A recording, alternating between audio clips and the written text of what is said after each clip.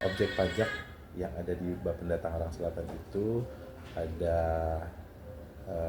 beberapa, mulai dari pajak hotel, pajak resto, ada pajak parkir, ada pajak reklame, ada pajak hiburan, ada pajak air bawah tanah, ada pajak penerangan jalan, pajak PBB, bumi bangunan, dan pajak BPHTB, transaksi atas jual beli tanah. Nah, memang untuk saat ini yang berkaitan dengan sektor pariwisata, salah satunya adalah pajak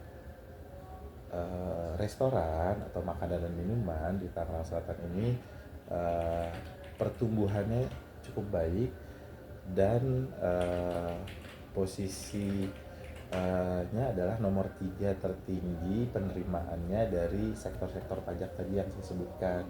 Yang pertama itu sektor pajak BPHTB paling tinggi, kedua itu PBB, dan ketiga itu sektor penerimaan dari pajak restoran. Jadi kita melihat sektor pariwisata terutama dari restoran atau makanan minum ini juga memiliki peran yang penting dan pertumbuhannya cukup baik. Komponennya yaitu tadi yang pasti ada sektor pajak restoran, ada sektor pajak hiburan, ada sektor pajak perhotelan. Nah, itu yang kira-kira dari sektor industri berkaitan dengan objek pajak yang ada di Bapenda, Kota Tangerang Selatan. Kalau dalam struktur anggaran, jadi ada struktur anggaran itu ada anggaran buat belanja dan ada struktur penerimaan. Mungkin kalau di kami lebih ke bukan anggaran untuk belanja tapi struktur penerimaannya, anggarannya. Ya seperti tadi saya sampaikan bahwa sektor makan minum atau pajak restoran itu menempati urutan ketiga penerimaan dari struktur PAD, pendapatan asli daerah di Tangerang Selatan. Yang pertama itu BPHTB, yang kedua penerimaan tertinggi itu dari PBB, yang ketiga dari sektor atau pajak restoran. Jadi lumayan cukup penting juga untuk sektor pariwisata penerimaan dari pajak restoran itu. Memang kalau based on data dari tahun 2021, saya mungkin sedikit informasikan kalau di tahun 2021 kita tidak hanya di Tangerang Selatan, di Indonesia bahkan di seluruh dunia itu mengalami satu anomali. Ada satu kejadian yang namanya COVID-19 pada waktu itu. Walaupun memang dimulainya pada tahun 2020 ya. 2019 itu akhir 2019, tapi pertama kali ada dan di Indonesia masuk di publish itu tahun 2020 sebenarnya. Benar, kenapa namanya COVID-19? Karena tahun 2019 pertama kali ada di Cina. Masuk ke Indonesia dan diumumkan oleh pemerintah bahwa memang terjadi ada virus resmi itu tahun 2020. Nah, sampai dengan tahun 2022 seluruh Indonesia, seluruh daerah masih berusaha survive karena memang terjadi shifting perubahan ekonomi. Nah, itu pun yang juga berdampak kenapa memang di tahun 2021 mungkin tadi ya, walaupun realisasinya dianggap melebihi, tapi kita di Bapenda Tangerang Selatan memang sangat merasakan dampaknya karena banyak sektor usaha yang berkaitan dengan sektor industri itu juga mengalami stagnan atau penutupan bahkan. Misalnya di tahun 2021 banyak juga sektor usaha yang berkaitan dengan pajak hiburan itu harus tutup karena tidak boleh berkumpul, misalnya bioskop. Lalu ada sektor-sektor usaha seperti restoran yang memang dalam operasionalnya di dalamnya juga sangat dibatasi oleh aturan. Misalnya hanya diperbolehkan maksimal setengah dari kapasitas yang ada dalam menjaga penularan virus pada waktu itu. Oke. Mungkin delivery kali satu tuh. Betul, memang sektor restoran makan minum yang mempunyai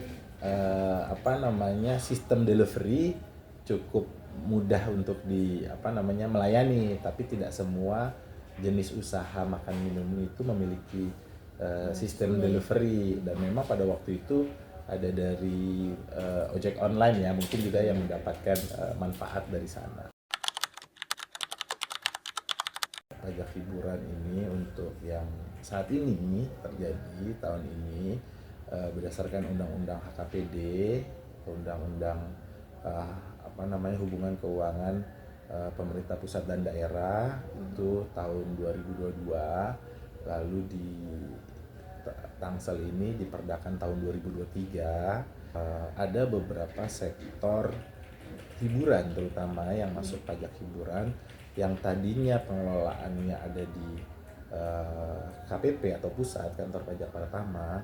Ada beberapa sektor yang berdasarkan Undang-Undang HKPD itu dilimpahkan ke pemerintah daerah. Salah satunya adalah sektor seperti olahraga yang menggunakan ruang.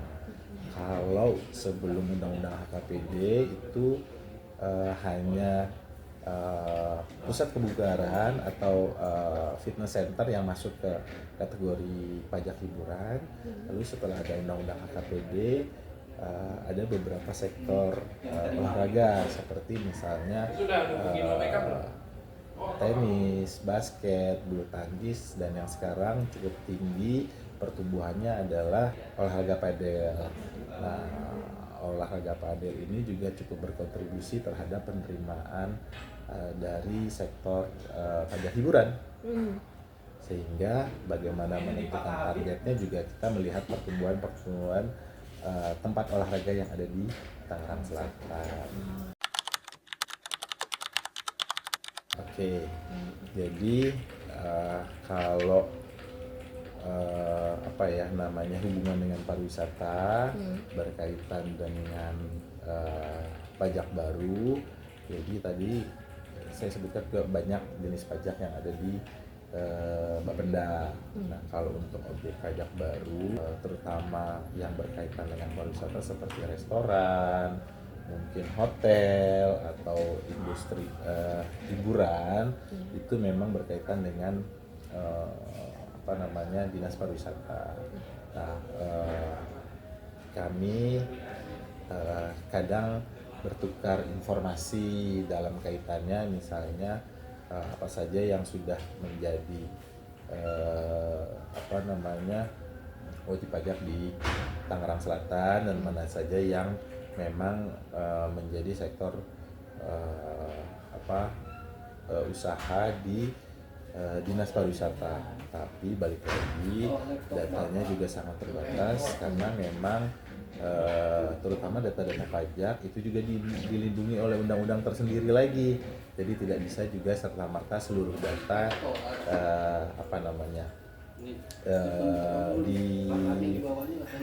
dipertukarkan istilahnya. Tapi yang pasti Dinas Pariwisata dan Badan Pendapatan Daerah untuk di sektor industri kita sangat saling mendukung, terutama apabila kaitannya dengan event-event yang ada di Kota Tangerang Selatan. Karena begitupun dampaknya dari event-event besar tersebut, pasti pertumbuhan ekonomi terjadi pada saat event-event itu. Tidak hanya event yang ada di Tangerang Selatan, event yang ada di misalnya tetangga sebelah seperti di AIS, pasti pun ada juga dampaknya di Tangerang Selatan, karena sektor hotel ketika ada event skala nasional atau internasional tamu-tamunya tidak semuanya kebagian menginap di hotel yang ada di kawasan AIS.